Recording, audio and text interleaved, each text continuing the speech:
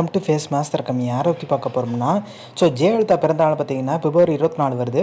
அதுக்குள்ளே பார்த்தீங்கன்னா எடப்பாடி பழனிசாமி ஒன்றிணைந்த அதிமுக உருவாக்கிட்டோம், அம்மா பிறந்தநாளைக்கே பார்த்தீங்கன்னா எல்லாருமே ஒன்றிணைச்சிட்டோம், அம்மாவோட ஆத்மா சொல்லிச்சுன்ற மாதிரி பார்த்தீங்கன்னா எடப்பாடி பழனிசாமி சொல்லிட்டார்னா அவர் பார்த்தீங்கன்னா தொடர்ந்து தப்பிக்க வாய்ப்பு இருக்குது.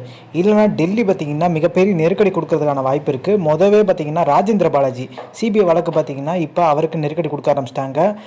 இப்படி தொடர்ந்து முன்னாள் அமைச்சர் சிக்கும் போது எடப்பாடி பழனிசாமியை விட்டு பார்த்தீங்கன்னா ஓபிஎஸ் பக்கம் போகிறதுக்கான வாய்ப்பு இருக்குது. பொதுக்குழு கூட்டுறதுக்கு பார்த்தீங்கன்னா சசிகலா இப்போ ரெடியாக இருக்காங்க. ஒரு 300 ஸ்வீட் பாக்ஸ் இறக்கி இருக்கதா சொல்கிறாங்க.